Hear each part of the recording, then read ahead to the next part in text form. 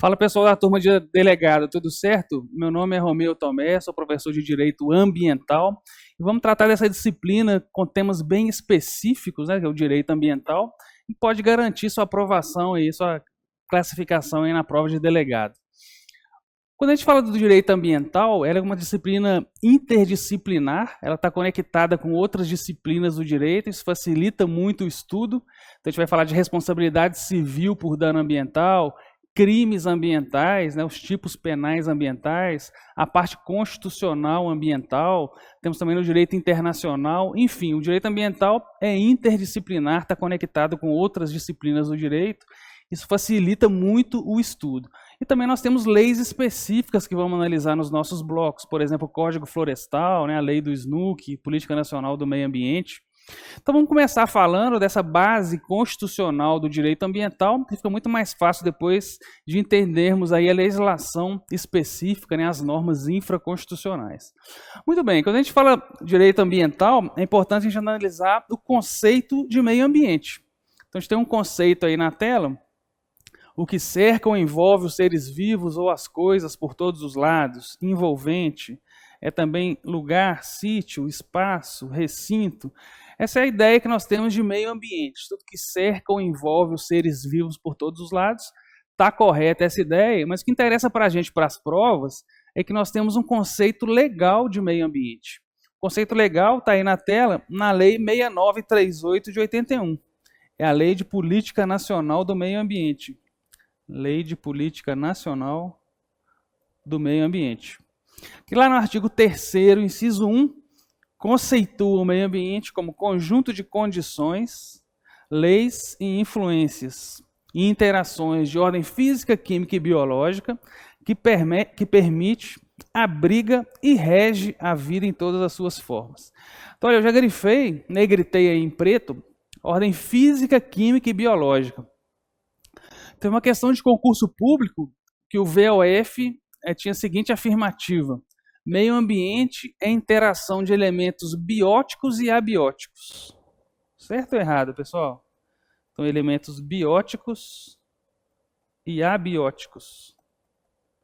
Meio ambiente é a inter-relação de elementos bióticos e abióticos. Correto, né?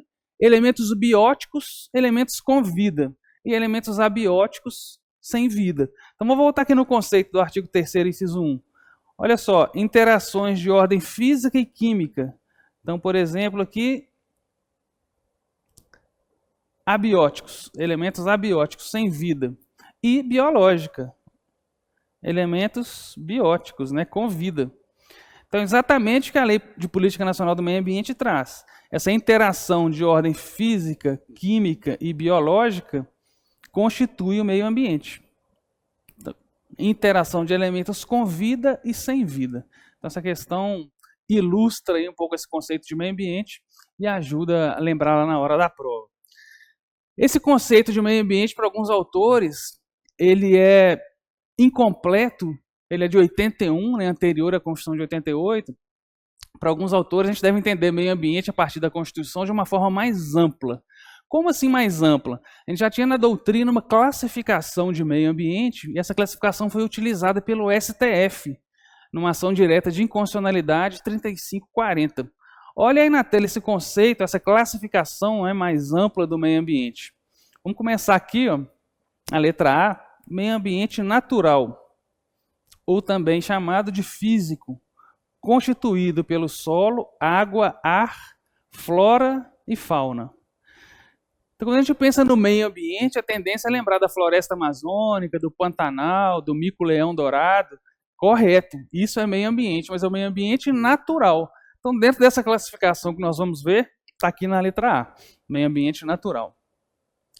Agora, não é só isso o meio ambiente. A partir da Constituição de 88, como eu disse, a gente tem que entender o meio ambiente de forma mais ampla. O que entra aí nesse conceito também? Olha aí na letra B aí na tela. Meio ambiente cultural. Então, a gente tem algumas disposições, inclusive na Constituição, né, no 215 e 216. E esse meio ambiente cultural é integrado pelo patrimônio histórico, artístico, arqueológico, paisagístico, turístico. Poderíamos falar também espeleológico.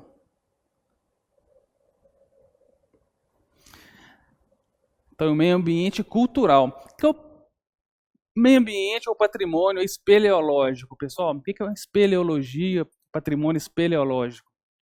Para facilitar aí, está relacionado com os troglóbios. Ajudou? Não, né? Então, os troglóbios, animais troglomórficos, é que vivem dentro das cavernas. Dentro das cavernas, das cavidades. Então, a espeleologia está ligada a grutas, cavidades. Então, a proteção desse patrimônio também é muito importante para algumas atividades. Por exemplo, a atividade de mineração muitas vezes utiliza explosivos para a busca de minério. E nessas explosões, as cavidades, as grutas podem sumir, podem desaparecer. Por isso que é importante lá no licenciamento ambiental, no estudo de impacto ambiental do empreendimento, importante que haja previsão da proteção dessas cavidades. A gente tem leis, normas específicas tratando de cavernas, enfim, está ligado ao patrimônio espeleológico. Então aí é o meio ambiente cultural. Terceira classificação na letra C. Meio ambiente artificial. Então 182, 183 da Constituição. Também temos artigos aí ligados ao meio ambiente artificial, que está ligado ao direito urbanístico, né? O meio ambiente urbano. Então, o impacto ambiental local é um dos mais severos atualmente, que a população vem se concentrando cada vez mais nas cidades. Então, quando a gente lembra de meio ambiente, a gente lembra lá da floresta amazônica, mas esquece das cidades, esquece do meio ambiente local. Então, o meio ambiente artificial aqui nessa classificação está ligado exatamente a esse meio ambiente urbano, esse meio ambiente local. Então, aí na tela, consubstanciado no conjunto de edificações, espaço urbano e equipamentos públicos, ruas, praças, áreas verdes, etc. Então, o meio ambiente artificial. E a última classificação nós vamos ver na tela agora, na letra D, meio ambiente do trabalho. Meio ambiente do trabalho, artigo 7º, inciso 22, também artigo 200, inciso 8 da Constituição, fala do meio ambiente do trabalho. Integra a proteção do homem em seu local de trabalho. Então, no meio ambiente de trabalho, a gente está falando da salubridade, condições saudáveis no exercício do trabalho.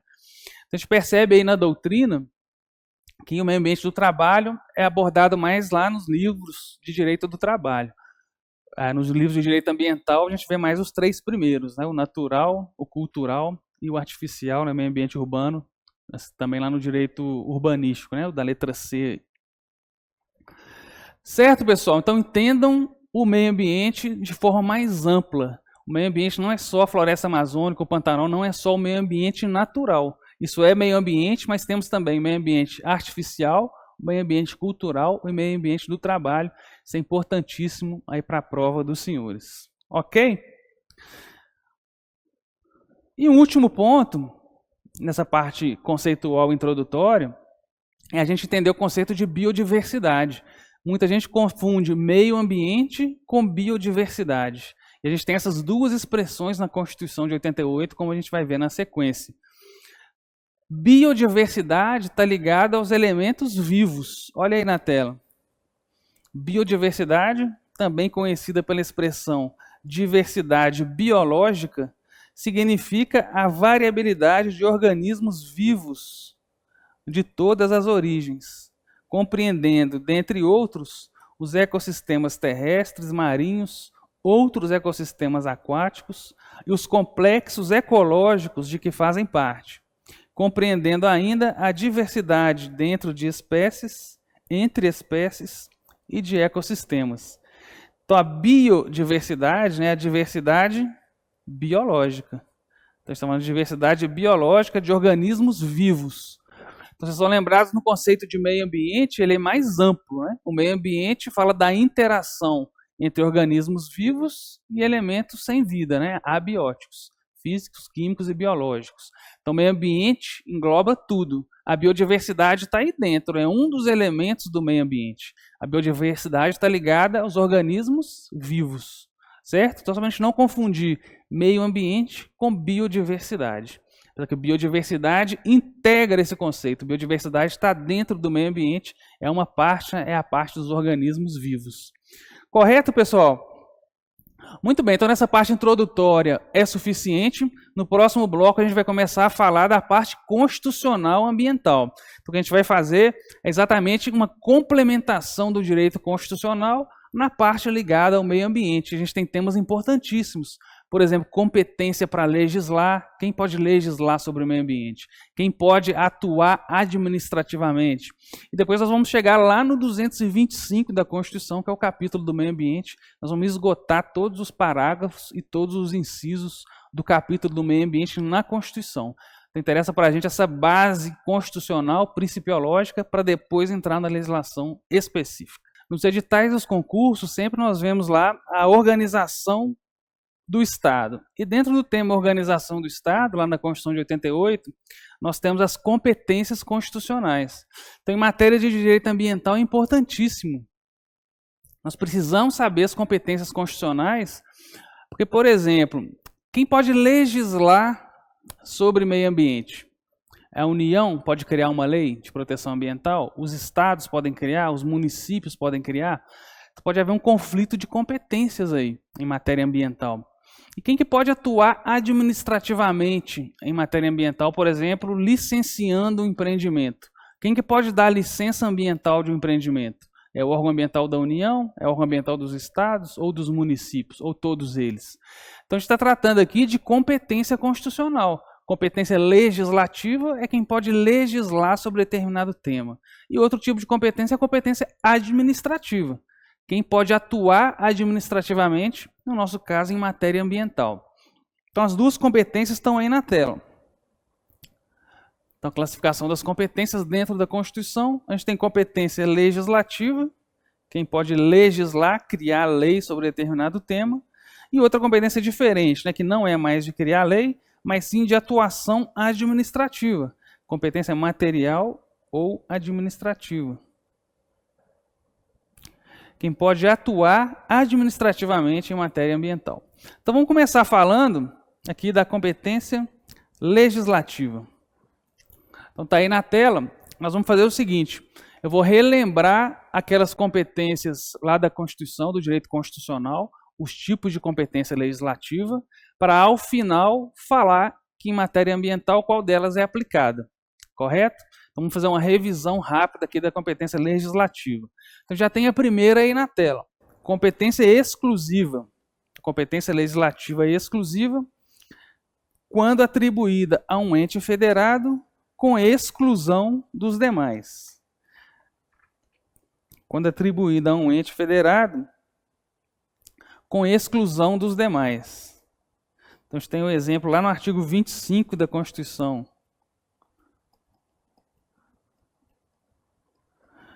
Parágrafo 1º e 2º, temas de competência exclusiva do Estado membro. Então, aqueles temas do artigo 25, quem pode legislar é o Estado membro, é exclusiva do Estado. Muito bem. Outro tipo de competência aí na tela, a letra B. Competência privativa. Quando caracterizada como própria de um ente federado, com possibilidade, no entanto, de delegação e de competência suplementar. Se a gente falar que a competência para legislar é privativa da União, o que significa isso, pessoal? A União vai legislar, só que ela pode delegar aos estados. Então, a diferença da privativa para aquela primeira exclusiva é que na exclusiva, se a gente falar que a competência é exclusiva do Estado membro, no artigo 25, não é possível delegação de competência. Já na competência privativa que a gente está vendo na letra B, a privativa aí da letra B, é possível delegação de competência. Então, na competência privativa da União, quer dizer que, a princípio, para legislar sobre esse sistema de competência privativa da União, a União que vai legislar. Mas ela pode delegar aos estados. Então, nós temos lá no artigo 22 da Constituição. Depois vocês peguem lá no artigo 22 e no parágrafo único a possibilidade de delegação de competência. Então, essa competência é privativa. Muito bem. quando todos os entes federados podem legislar sobre algum tema, que tipo de competência que é essa mesmo? Quando todos os entes podem legislar. Concorrente ou comum? Concorrente, né? Então tá aí na tela, na letra C, competência concorrente. Bom, se todos os entes federados podem legislar sobre o mesmo tema, será que não vai virar bagunça, não? Todo mundo legislando sobre o mesmo assunto? O que a Constituição traz para tentar organizar essa competência concorrente que vocês têm que lembrar lá na hora da prova? Sempre que fala de competência concorrente, vocês têm que lembrar de quê, pessoal? A União estabelece norma geral. A primazia da União para definir norma geral. Então, se a competência é concorrente, todo mundo pode legislar sobre aqueles temas, por exemplo, os temas lá do artigo 24 da Constituição. Então, aqueles incisos todos do artigo 24 são de competência concorrente. Significa que todos os entes podem legislar sobre esses temas. Só que nesse caso, do artigo 24, a União estabelece norma geral, mais ampla. E os estados podem detalhar, especificar aquela norma geral. Os municípios também podem detalhar, especificar a norma estadual e a norma federal, sempre respeitando a norma geral da União. Beleza? Então, olha aí na letra C. Quando a gente fala de competência concorrente, nós temos dois elementos fundamentais que vocês vão lembrar lá na hora da prova. Não só de ambiental, mas de outros temas, né? De outras matérias. 1. Possibilidade de disposição sobre o mesmo assunto por mais de uma entidade federativa. Então, sobre o mesmo tema, sobre o mesmo assunto, né, como está aqui, mais de um ente federado pode legislar. E no ponto 2, primazia da União no que tange à fixação de normas gerais. Então, no caso de competência concorrente, a União vai estabelecer norma geral sobre aquele assunto. Uma norma mais ampla. E os estados e municípios vão poder suplementar, complementar essa norma geral. É por isso que a gente tem essa suplementação, essa complementação, que nós vamos aí para a letra D. Está aí na tela D de dado. É a competência suplementar, na letra D. Poder de formular normas que especifiquem o conteúdo genérico das normas gerais, ou que supram a ausência ou omissão destas. Então, nós temos lá no 24, parágrafo 2º da Constituição, por exemplo.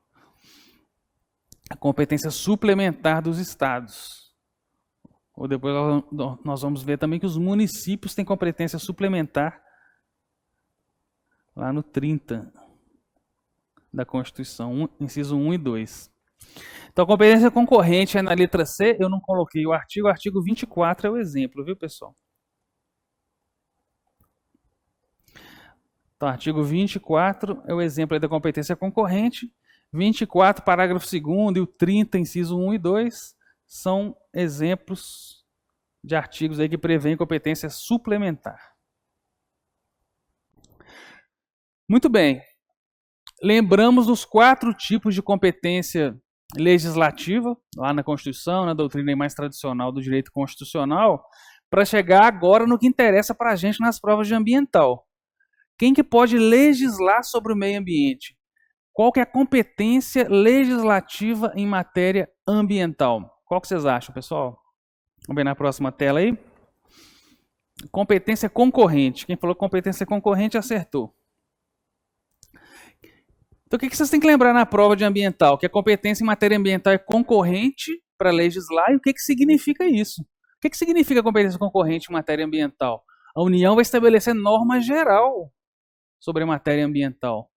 O Estado membro pode legislar sobre um tema de proteção ambiental? Pode, desde que respeite a norma geral da União.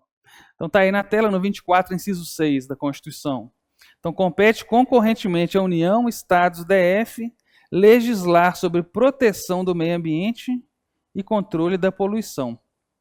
Então está lá no 24, inciso 6 da Constituição, competência concorrente. A União estabelece norma geral. Deixa eu voltar aqui. Vamos ver uma aplicação disso que pode cair na prova dos senhores. Vamos imaginar que a gente teve, então nós tivemos efetivamente em 2012, então a gente tem lá a lei 12651 de 2012, que é o novo Código Florestal. Não é tão novo assim, né? De 2012. Então, o Código Florestal em vigor é de 2012. Poderia um Estado membro, vamos imaginar aqui, o Estado de Minas Gerais. Minas Gerais poderia criar um Código Florestal estadual em 2013? O que vocês acham? Em 2013, o Estado de Minas Gerais poderia instituir por lei um Código Florestal estadual? Sim, né? Por que sim? A competência não é concorrente?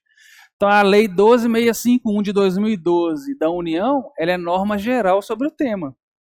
Ela é norma geral sobre floresta, o Código Florestal da União.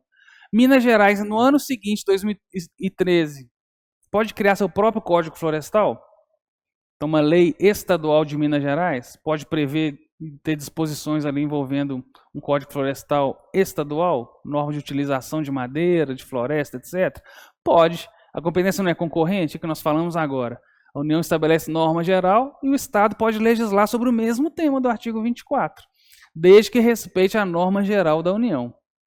Então, a princípio, é constitucional. Só não vai ser constitucional se o Código Estadual de Minas Gerais, o nosso exemplo aqui, tiver disposições que contrariem a norma geral da União, que invadam competência da União. Caso contrário, se for só para especificar, detalhar para as peculiaridades ali do Estado de Minas Gerais, não tem problema nenhum. Certo? Outra dúvida aí, analisando aí na tela o 24. Na Constituição fala que a competência concorrente é... Põe em outra cor aqui, de azul. Competência concorrente é da União, dos Estados e do DF.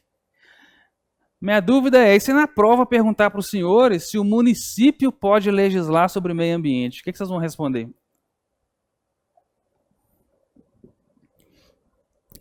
Porque aí no 24 da Constituição não fala dos municípios. Né? Quando a Constituição fala de competência concorrente, e o meio ambiente está aí no inciso 6, competência concorrente é União, Estados e DF. Não está trazendo expressamente um município. Será que o município pode legislar sobre o meio ambiente? Pode, né? Pode. Não está no 24, mas está no 30. Então, atenção.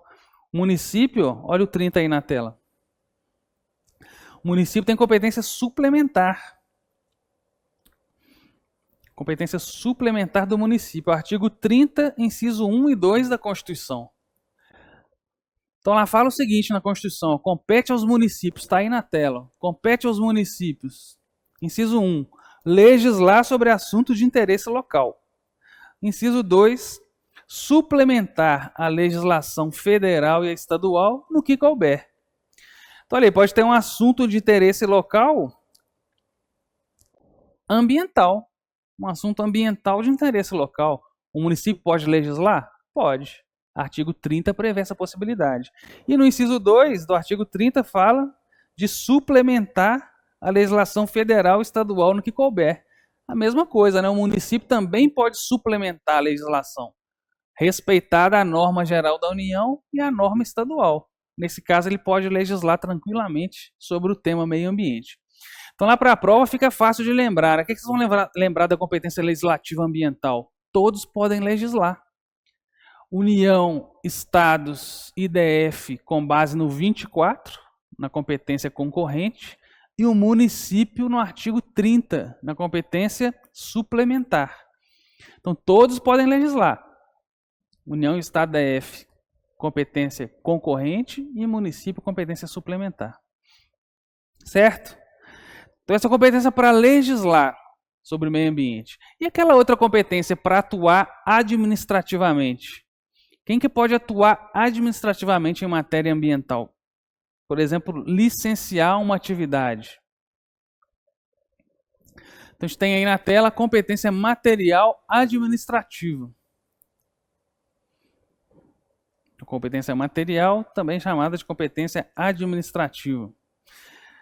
Então, da mesma forma, vamos relembrar o que está lá na Constituição, na doutrina do direito constitucional. para depois entendermos aí como que é aplicado em matéria ambiental. A gente tem na letra A a competência exclusiva, quando é atribuída a um ente com exclusão das demais. Então, competência material exclusiva está lá no artigo 21 da Constituição. Artigo 21 da Constituição. E quando todos podem atuar administrativamente, aí na letra B, aí sim a competência é comum. Então, consiste na atuação conjunta de entes federados para a prática de determinados atos, sem que a iniciativa de um venha a macular a competência do outro. Então, na competência comum, lá do artigo 23 da Constituição, o 21 também é da Constituição, o 23 da Constituição traz os temas de competência comum. Então, a gente tem uma lista lá de atividades de competência comum. Muito bem, relembramos aqui os dois tipos de competência administrativa. Ou ela é exclusiva de um ente federado, como os temas do artigo 21, ou ela é comum, todos os entes podem atuar administrativamente em relação àqueles temas do artigo 23 da Constituição. O que cai na prova de ambiental? Agora que interessa para a gente. Em matéria ambiental, será que é exclusiva? Só um ente federado pode atuar administrativamente em matéria ambiental? Ou será que para o meio ambiente, para a proteção ambiental, é melhor que todos os entes atuem? Todos os entes. Vocês vão lembrar lá na prova que a competência ambiental administrativa é comum. Está aí na tela. Então, em matéria ambiental, é o que interessa para a gente, a competência administrativa é comum. Está no artigo 23, incisos 6 e 7 da Constituição de 88. E lá nós temos o seguinte: é competência comum da União dos Estados, do DF e dos municípios. Inciso 6. Proteger o meio ambiente e combater a poluição em qualquer de suas formas. E lá no 7. Preservar as florestas, a fauna e a flora. Então, estão vendo os temas ambientais aí no 23 da Constituição, como competência comum, significa que todos os entes podem atuar administrativamente em matéria ambiental. Então, exercer poder de polícia ambiental, licenciar uma atividade, isso nós vamos ver em blocos específicos, né? Mas, a princípio, a Constituição fala que todos podem desenvolver essas atividades administrativas em matéria ambiental. Certo, pessoal? Quando a gente fala dessa competência administrativa comum, a Constituição fala do federalismo cooperativo, da cooperação entre os entes federados na atuação em relação a esses temas do artigo 23 e o meio ambiente está aí. Então, olha aí na tela. Trata-se de competência material comum repartida entre os entes da federação para o cumprimento de tarefas em forma de cooperação. Então, olha aí o federalismo cooperativo, que eu acabei de dizer. Então, os entes, né, União, Estados, DF e municípios, se auxiliando para a implementação efetiva aí do desenvolvimento sustentável, né, nos temas relacionados ao direito ambiental.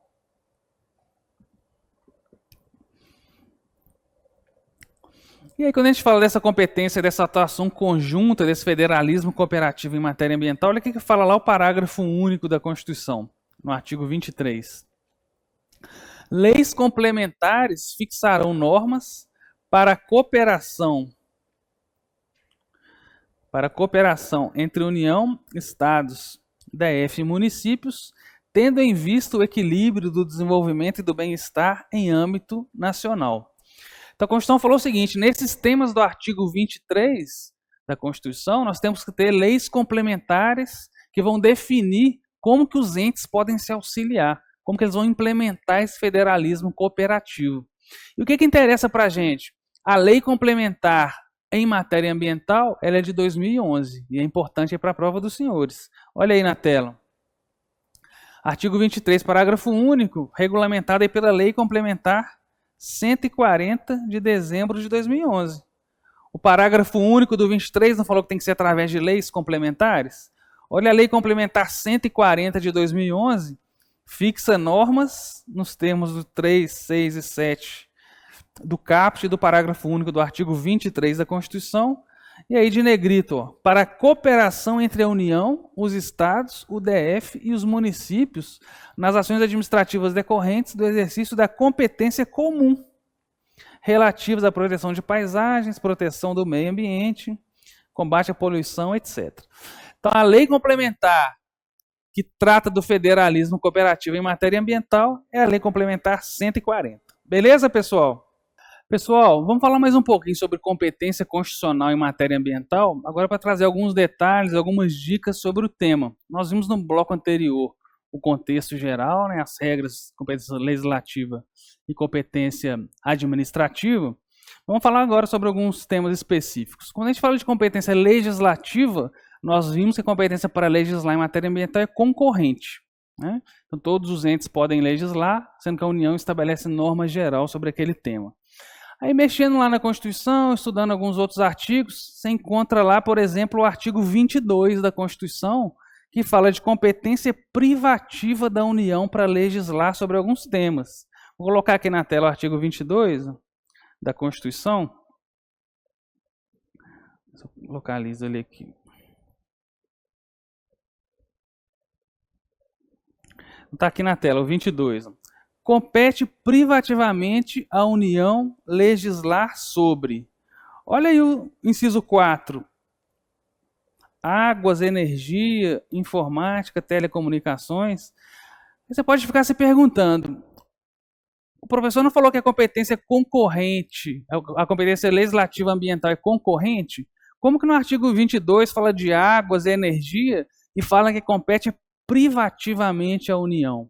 Está confundindo minha cabeça. Então vamos descomplicar isso aqui.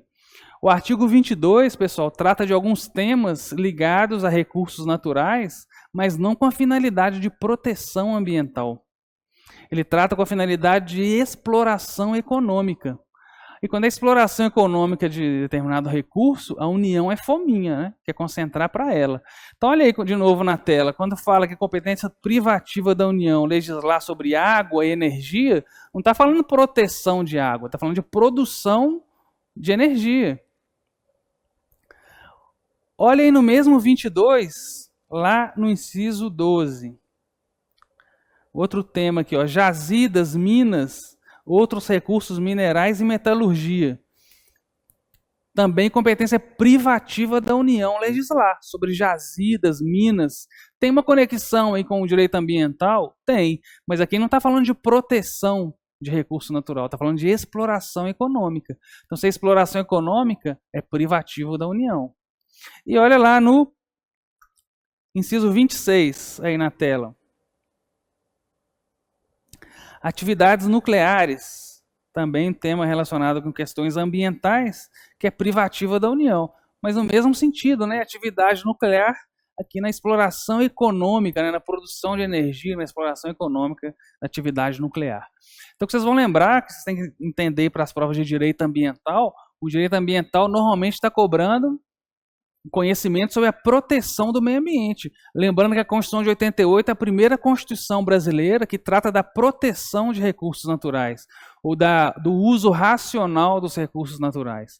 Mas as constituições anteriores à de 88 aqui no Brasil traziam artigos que falavam de recursos naturais, mas de exploração econômica desses recursos. O que a Constituição de 88 inova é que ela traz a proteção do meio ambiente lá no artigo 225, no capítulo sobre o meio ambiente. Então, normalmente o que as provas de direito ambiental querem saber é seu conhecimento sobre a proteção do meio ambiente. Quem pode legislar sobre proteção do meio ambiente? Aí a competência é concorrente, como nós vimos. Quem pode atuar administrativamente nos temas de proteção ambiental? Competência comum dos entes federados em matéria ambiental. Mas fiquem atentos que alguns examinadores podem misturar esses elementos. Colocar como proteção, por exemplo, competência concorrente para legislar sobre jazida e mina. Errado, né? Aí já não é mais competência concorrente. Jazida e mina é privativo da União. A exploração econômica da atividade relacionada aqui a um recurso natural, sim. Certo, pessoal? Então fiquem atentos aí para essa questão. Segundo ponto. Vamos voltar aqui naquela primeira tela. Não confundir mais aqueles tipos de competência, né, pessoal? a concorrente para legislar, vou voltar na primeira tela aqui. Está aí na tela. A gente não pode confundir mais as competências em matéria ambiental. Quando a gente fala de competência concorrente, qual que é mesmo, pessoal? Legislativa ou material aí da tela? Competência concorrente. Legislativa, né? Então, em matéria ambiental, ela é concorrente. E quando a gente fala de competência material ambiental, ela é comum. Então, a concorrente, que é legislativa, está no artigo 24, e a comum está no artigo 23 da Constituição. Porque a gente vê muita gente confundindo é falar, por exemplo, competência legislativa comum. Olha aí na tela, não existe, né? Competência legislativa comum não existe. Existe competência legislativa concorrente. Quando todos podem legislar, é concorrente. Voltando aí na tela. A competência material, sim, ela é comum. Todos os entes podem atuar administrativamente em matéria ambiental. Então, também não há que se falar em competência material ou administrativa concorrente. Também não existe, né? A competência material é a comum. A competência legislativa é a concorrente. Outra dica aí, quando vocês estão lendo a Constituição, vocês encontram lá nos seus artigos a competência concorrente no 24 e a comum no 23. Como lembrar, lendo a Constituição, se está tratando de competência para legislar ou só de competência comum administrativa? Porque se a gente for analisar lá no 23, vamos voltar lá. No 23 da Constituição, no caput. Olha aí na tela. É competência comum da União, dos Estados, da DF e dos municípios. Aí daqui a um tempo você está lendo a Constituição e fala, será que isso é competência para legislar ou será que isso é competência administrativa? Então, uma dica. Quando a Constituição, quando o Constituinte quis trazer a competência legislativa, ele falou expressamente legislar sobre. Então, quando a competência for legislativa, a Constituição fala legislar sobre. Ou legislar concorrentemente sobre. Quando não fala nada, não usa o verbo legislar, quando a Constituição é silente, ela está falando de competência administrativa. Então, olha o exemplo aí na tela. O 24 da Constituição, no caput. Então, olha aí na tela. Compete à União, aos Estados e ao DF legislar concorrentemente sobre. Então, você vai logo lembrar que aqui é competência o quê? Legislativa concorrente. Inclusive que o meio ambiente está inserido aí lá no inciso 6, né? Olha lá, florestas, caça, pesca, lá embaixo na tela. Então, a competência para legislar está expressa na Constituição, legislar sobre. Agora, quando a Constituição não fala nada, a competência é administrativa. Vamos voltar lá no 23, no caput do 23 da Constituição. Olha aí na tela. É competência comum da União, dos Estados, do DF e dos municípios. Está falando legislar? Sobre? Não, né? Então, se não fala legislar, qual tipo de competência que é? Competência administrativa. E ambiental está aí. Competência administrativa comum. Ambiental está no 23, inciso 6. Olha lá no inciso 6 e 7, né?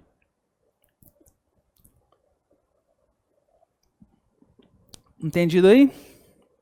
Ótimo.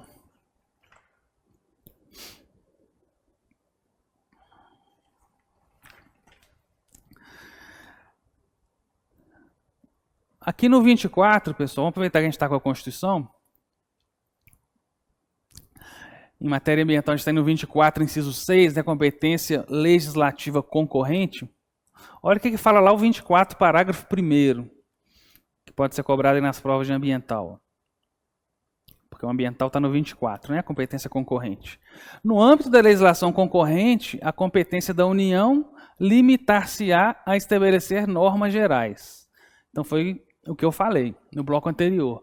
Competência concorrente, a União só vai criar norma geral sobre aquele tema. Por exemplo, floresta, né? Um código florestal, como nós vimos no exemplo. Parágrafo 2º aí do 24. A competência da União para legislar sobre normas gerais não exclui a competência suplementar dos estados. Então também já falamos isso, né?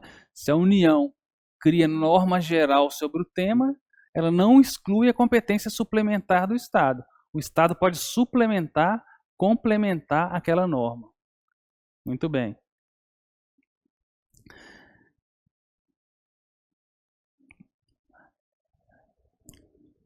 Vamos aproveitar essa tela aqui em cima, pessoal, para continuar falando do 24 e parágrafos. Então, a União estabeleceu norma geral, o Estado pode suplementar a norma geral da União. Eu quero saber o seguinte: e se não houver norma geral da União sobre uma questão ambiental, o Estado pode legislar diretamente? Então, a União não criou norma geral. Não existe lei sobre um determinado tema ambiental. O Estado pode legislar diretamente sobre esse tema?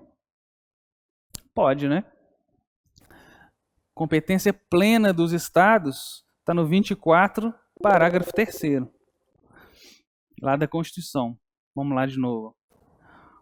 Olha aí na tela. Parágrafo 3º do 24 da Constituição. Inexistindo lei federal sobre normas gerais, os Estados exercerão a competência legislativa plena para atender às suas peculiaridades.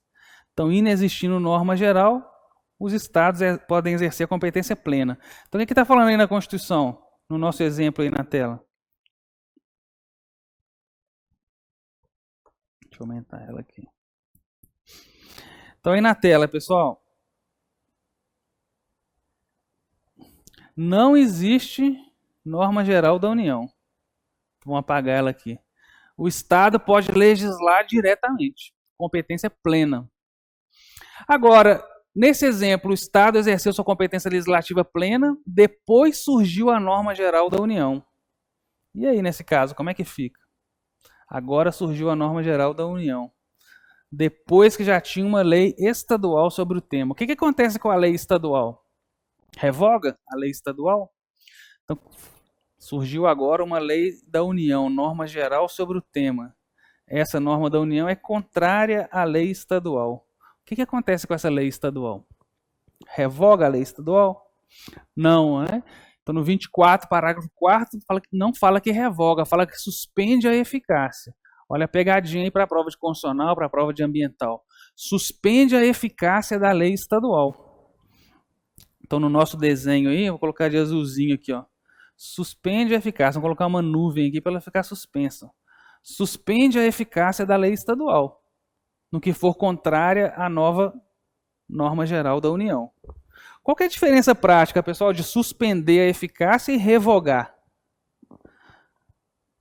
Muita diferença.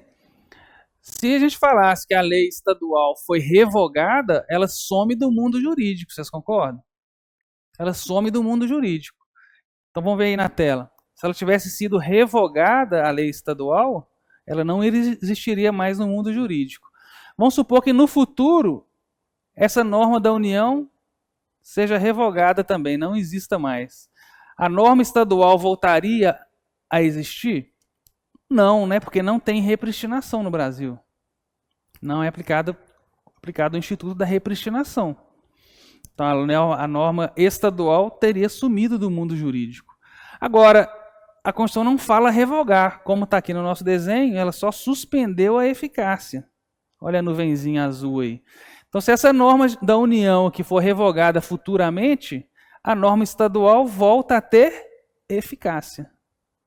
Então, ela volta a ter eficácia. Então, há uma grande diferença entre suspender a eficácia e revogar. Vamos ver lá na Constituição, de novo, para a gente finalizar esse tema. Olha lá, nosso desenho. Falava o seguinte, ó. A superveniência de lei federal, ou seja, a lei federal veio depois, né? A superveniência de lei federal sobre normas gerais suspende a eficácia da lei estadual no que for contrário. Então, não revogou a lei estadual, só suspendeu a eficácia.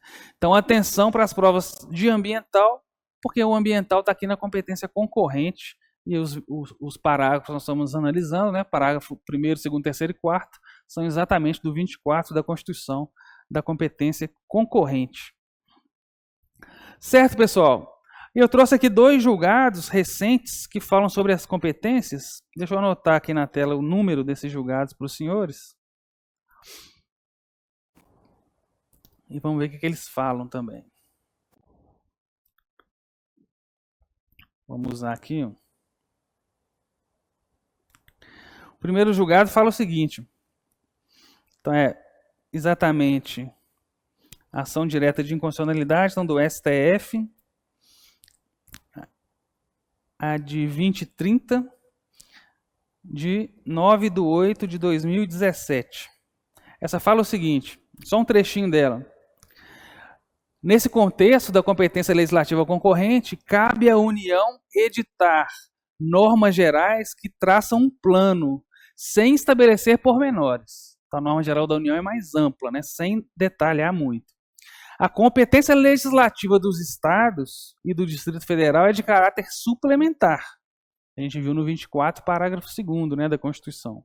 Todavia, diante da ausência de lei com normas gerais, se não tiver a lei de normas gerais, o Estado membro pode legislar amplamente, até que seja editada a referida lei com normas gerais. É o que a gente viu, a competência legislativa plena do Estado. Então, nessa ação direta de constitucionalidade de 2017, o Supremo reafirma essa competência plena dos Estados, no caso de não existir norma geral da União. O Estado pode ir lá legislar sobre esse tema, os temas do artigo 24, incluindo o meio ambiente. E outro julgado, pessoal, esse é na ação direta de inconstitucionalidade, 4988, de 5/10/2018. Então, também do STF, ADI 4988, de 2018, que fala o seguinte.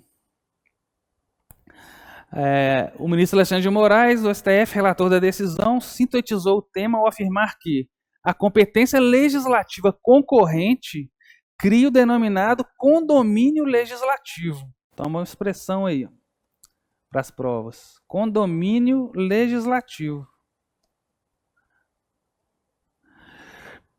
Então, a competência legislativa concorrente cria o denominado condomínio legislativo entre a União e os Estados-membros, cabendo à primeira a edição de normas gerais sobre as matérias elencadas lá no artigo 24 da Constituição. E aos segundos, continua ele, o exercício da competência complementar, quando já existente norma geral a disciplinar determinada matéria. E da competência legislativa plena, supletiva, quando inexistente a norma geral. Então, a STF falou que quando já existia a norma geral, o Estado vai suplementar aquela norma geral. Quando não existia a norma geral, o Estado pode exercer sua competência legislativa plena. São exatamente os parágrafos do 24, né, reafirmados aí pelo STF. Certo, pessoal? Muito bem. O pessoal perguntou também sobre indicação bibliográfica. Estou deixando aí da tela 2 livros de minha autoria, pela editora Juspódio. A Juspódio é muito direcionada para concurso público, né, pessoal? Nós temos aí já a 10ª edição do meu Manual de Direito Ambiental. Então, a 10ª edição 2020.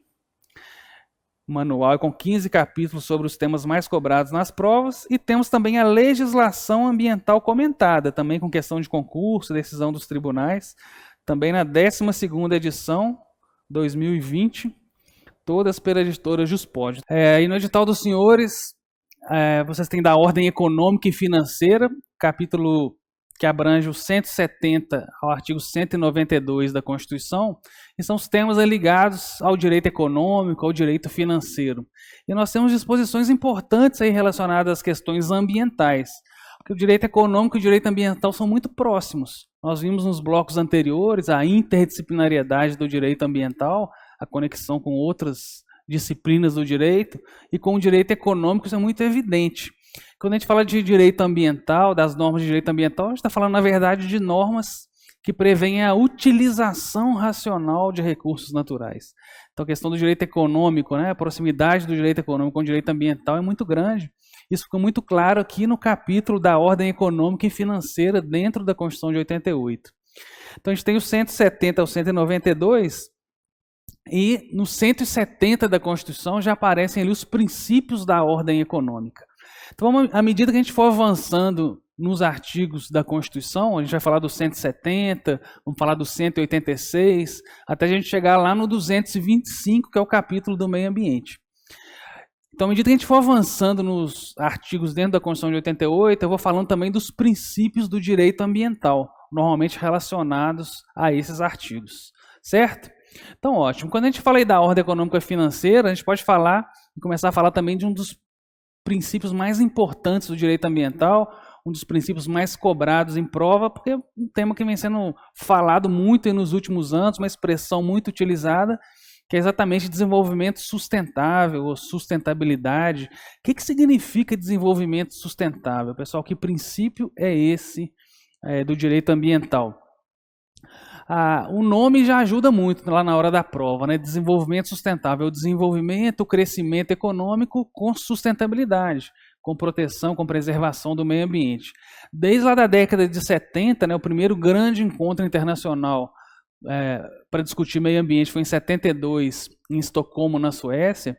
Desde lá, os países já chegaram à conclusão que precisam crescer, desenvolver economicamente, mas que não podem mais destruir o meio ambiente. Então, a tentativa, desde a década de 70, é implementar um crescimento econômico, mas em harmonia com a preservação ambiental e com valores sociais.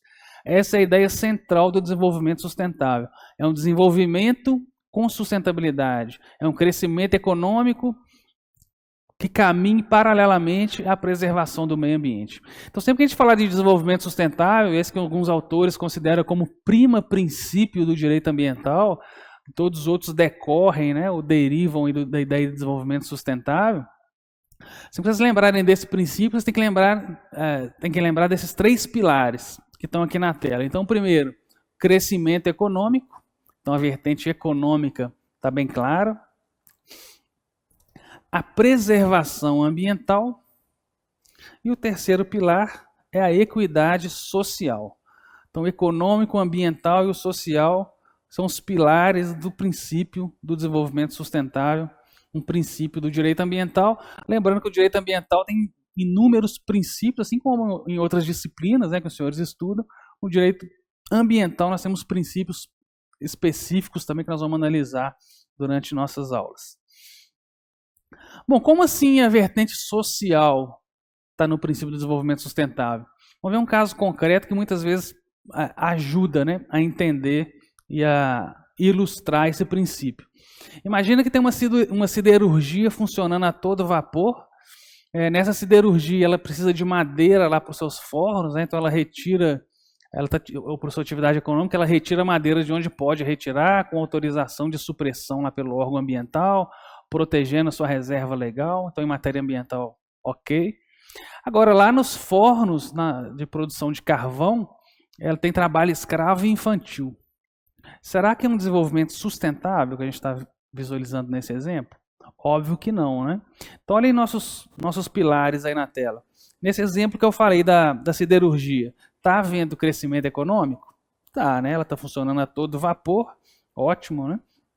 Produzindo, tendo lucro, enfim. Preservação ambiental, a gente verifica no exemplo dado? Sim, porque ela está protegendo as áreas que têm que ser protegidas de acordo com o Código Florestal, retirando a madeira de maneira lícita, né, com autorização de supressão do órgão ambiental, então está respeitando as normas ambientais em vigor. Agora, com trabalho escravo e infantil, pessoal, esse desenvolvimento é sustentável?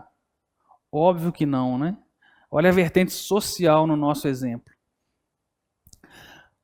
Obviamente, com trabalho escravo infantil, esse desenvolvimento não pode ser considerado sustentável. Então, ela tem que respeitar a CLT, os direitos sociais, os direitos dos trabalhadores. Certo? Então, os 3 pilares têm que aparecer simultaneamente. Se um deles faltar, não é considerado mais desenvolvimento sustentável. Então, essa é a ideia central desse princípio aí basilar do direito ambiental. Muito bem. Como que ele aparece na Constituição de 88? Obviamente que nós vamos encontrar essa ideia de desenvolvimento sustentável lá no 225 da Constituição, no nosso capítulo do meio ambiente, mas antes disso, nós estamos falando do 170 ao 192, né, da ordem econômica e financeira aí na Constituição. Então olha aí na tela o 170 da Constituição de 88. Então no título 7 da ordem econômica e financeira, capítulo 1, Princípios Gerais da Atividade Econômica. Artigo 170. A ordem econômica fundada na valorização do trabalho humano e na livre iniciativa tem por fim assegurar a todos existência digna, conforme os ditames da justiça social, observados os seguintes princípios. Então percebam que nós estamos falando de princípios da ordem econômica. Olha quais são esses princípios. Já trouxe alguns aí negritados e em verde. Inciso 2, propriedade privada. Inciso 3, função social da propriedade. Inciso 6, defesa do meio ambiente. Vamos analisar o 2 e o 3.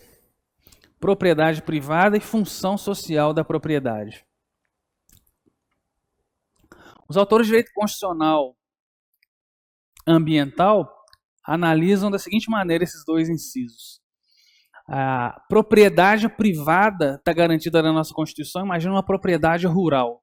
Aquele proprietário pode explorar a fazenda, né, plantar eucalipto, criar gado, né, enfim, ele pode desenvolver atividades lícitas, como ele bem entender, dentro da sua propriedade, desde que ele respeite as áreas ambientalmente protegidas. Então, lá no Código Florestal, nós temos que em volta da nascente, imagina que aqui é uma nascente de água, né? O Código Florestal fala que na propriedade rural, se tiver uma nascente, 50 metros de raio ao redor dessa nascente tem que ter vegetação nativa. Então aqui a gente tem que ter, vamos pôr umas árvores aqui, né? Vegetação nativa, 50 metros de raio ao redor da nascente, para proteger exatamente o recurso hídrico. Então as APPs lá no Código Florestal, né, a área de preservação permanente, essa vegetação de APP serve exatamente para proteger outros recursos naturais, por exemplo, a água, em volta de uma nascente. Se não tiver vegetação ali, a nascente vai acabar e vai dar um prejuízo, né, para toda a coletividade, pensando em meio ambiente como interesse difuso. Então a propriedade rural, quando tem que proteger 50 metros de raio de vegetação nativa ao redor da nascente, ela está cumprindo a sua função social, ou sua função socioambiental. Porque aquela água que está ali não interessa só ao proprietário da fazenda, ou não pertence só a ele, pertence a toda a coletividade. Aquela água ali pode ir para o lençol freático, pode abastecer uma grande cidade, pode abastecer a cidade, a fazenda do vizinho. Então essa água não interessa só ao proprietário daquela terra. Então a propriedade, todas as propriedades rurais que têm nascente, tem que proteger a vegetação ao redor dessa nascente como APP. Então essa vegetação cumpre uma função social, uma função socioambiental. Então na fazenda do nosso amigo aqui, no exemplo, né? Imagina que é a área da fazenda, esse quadrado aí vermelho. Em volta da nascente ele vai ter que proteger a vegetação nativa, mas nas outras áreas ele pode explorar como ele bem entender. Plantar eucalipto, criar gado. Então em volta da nascente é uma limitação ao exercício da atividade econômica. Não está desapropriando também ninguém. Em volta da nascente continua sendo propriedade do nosso proprietário rural aqui do exemplo. Não está desapropriando, mas está colocando ali em volta da nascente ou impondo, né, implementando uma limitação à atividade econômica. Ele não pode explorar como ele bem entender, porque aquela área cumpre uma função social, uma função socioambiental. Então, quando a Constituição fala, no inciso 2 e 3, como princípio da ordem econômica, né, a propriedade privada e a função social da propriedade, para os autores, muitos autores de direito constitucional ambiental, a gente tem exatamente as áreas de proteção ambiental aí cumprindo essa função social da propriedade, e a gente tem a ideia de desenvolvimento sustentável, porque a propriedade privada está ligada a qual daqueles pilares que nós vimos? Ao crescimento econômico. Vocês concordam? A propriedade privada está garantida. Você pode explorar essa propriedade, obter o lucro na exploração dessa lista da atividade da sua propriedade. Então a propriedade privada está garantida e princípios que decorrem da propriedade privada, a livre iniciativa, né, que estão relacionadas a ela. Agora, nessa exploração da atividade econômica, o proprietário tem que cumprir a função social da propriedade. Por exemplo, protegendo em volta da nascente, como foi o nosso exemplo. Então, essa proteção, essa função social da propriedade que está na Constituição, né, a proteção de nascente, por exemplo, está ligada a quais pilares lá do nosso desenvolvimento sustentável? Preservação ambiental. E a gente pode falar da equidade social, porque nessa fazenda, por exemplo, não vai ter trabalho escravo infantil. Não pode ter trabalho escravo infantil, porque fere a vertente social. Então, a propriedade está buscando lucro, o crescimento econômico. Ela está protegendo a área de vegetação ao redor da nascente, é a defesa da proteção do meio ambiente. E ela está respeitando a CLT, é a vertente social. Então, esses três pilares estão aqui, podem ser extraídos, né, da interpretação e do inciso 2 e 3. E mais claro ainda, está aí na tela o inciso 6 do 170. A defesa do meio ambiente é um dos princípios da ordem econômica, pessoal. Está claro, né, o princípio do desenvolvimento sustentável. Olha que interessante. Num capítulo da Constituição que trata da ordem econômica e financeira, que é do 170 ao 192, que traz o lucro, a livre iniciativa, a propriedade privada previstas ali, fala que um dos princípios desse capítulo é a defesa do meio ambiente. Então, olha que interessante. Um capítulo que trata da ordem econômica, fala que um dos princípios é a defesa do meio ambiente. Olha o desenvolvimento sustentável aí. Olha a Constituição falando que a gente precisa harmonizar crescimento econômico e proteção do meio ambiente. Então, o princípio do desenvolvimento sustentável não está expresso na Constituição, mas ele decorre dessas interpretações e desses artigos, por exemplo, aqui o inciso 6 do 170, que deixa muito claro a necessidade de harmonizar a questão ambiental, econômica e social. Certo? Nesse mesmo sentido, e aproveitando essa análise do princípio do desenvolvimento sustentável, a gente chega aí no 186 da Constituição. No 186, no mesmo capítulo que nós estamos analisando. Fala quando que uma propriedade rural cumpre sua função social. Então está aí na tela. A função social é cumprida quando a propriedade rural atende simultaneamente, segundo critérios e graus de exigência estabelecidos em lei, aos seguintes requisitos. Então, primeiro requisito, aproveitamento racional e adequado da propriedade, né? Então deve haver um aproveitamento racional e adequado da propriedade. Se ela não for aproveitada, se ela tiver abandonada a propriedade rural, o que pode acontecer com ela? Desapropriação para fins de reforma agrária. É aquela desapropriação sanção. Então o proprietário tem que utilizar essa propriedade. Ela tem que ter um aproveitamento racional e adequado. Então, esse é o primeiro requisito. Os requisitos são simultâneos, viu? Tem que aparecer todos ao mesmo tempo. Segundo, está aí na tela. Utilização adequada dos recursos naturais disponíveis e preservação do meio ambiente. Então, olha aí, propriedade rural, para que cumpra sua função social, tem no inciso 2 que preservar o meio ambiente. Por exemplo, em volta de nascente, margem de rio, né? Margem de rio são as matas ciliares. Na margem dos rios, ali a vegetação também tem que ser protegida para evitar assoreamento, né, erosão. Inciso 3. Observância das disposições que regulam as relações de trabalho. Ou a vertente social aí, a CLT. A propriedade rural, o proprietário rural tem que observar as relações de trabalho previstas em lei. Inciso 4, exploração que favoreça o bem-estar dos proprietários e dos trabalhadores.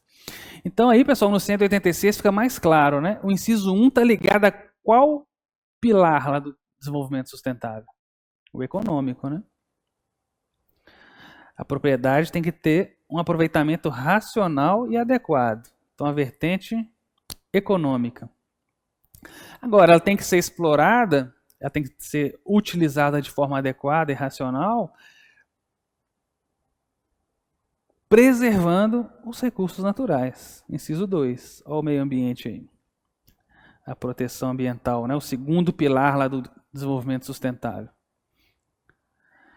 E ela deve observar as relações de trabalho, a CLT é a vertente ou pilar social. Então aí que interessa para a gente, né, pessoal? O econômico, o ambiental e o social são os princípios, são os pilares, né? Desculpa, são os pilares do princípio do desenvolvimento sustentável. Então a gente já viu que ele aparece no 170 da Constituição, ele aparece no 186 da Constituição e aparece também no 225 da Constituição, que é o capítulo do meio ambiente. Ainda falando da função social da propriedade, antes da gente entrar no 225, lembrando aí na tela, né, a gente tem o princípio da função socioambiental como mais um princípio do direito ambiental, né?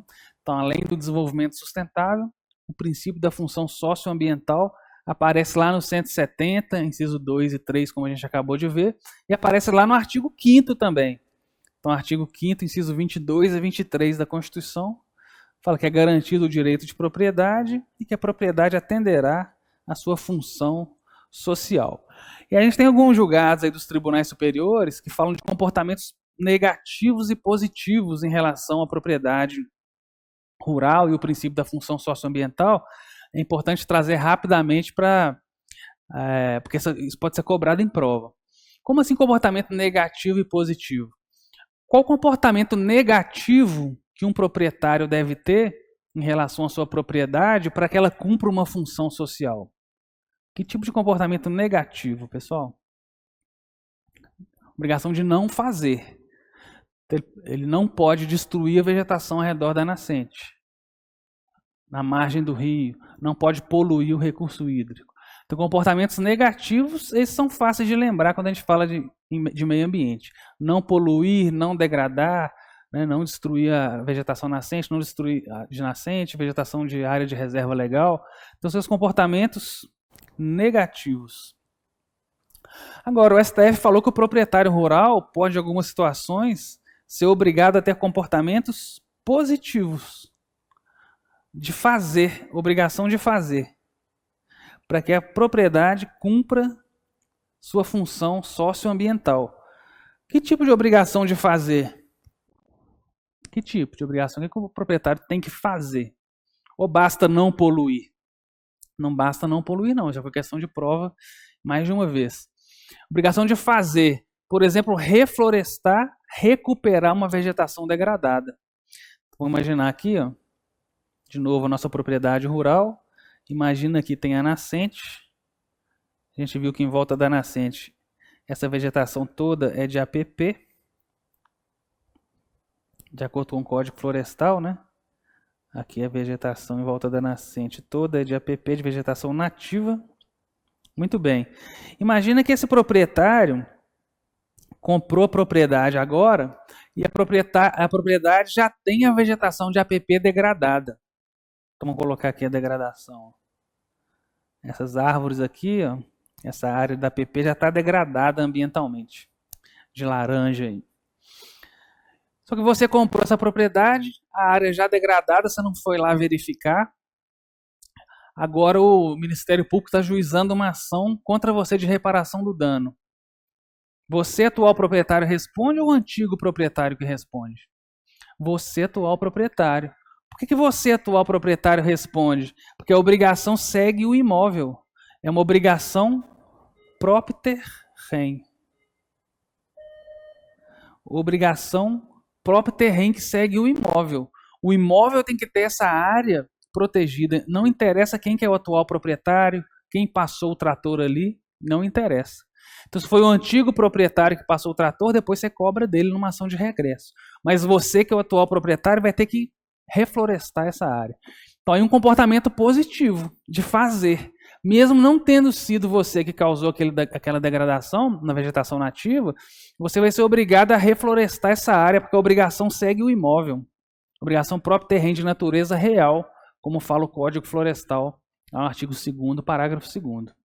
Então, a função socioambiental da propriedade é cumprida não só quando o proprietário deixa de degradar, ele não pode degradar, mas em algumas situações ele pode ser obrigado a fazer alguma coisa. Aí sim a gente tem aí na tela esse comportamento positivo de fazer alguma coisa. Certo, pessoal?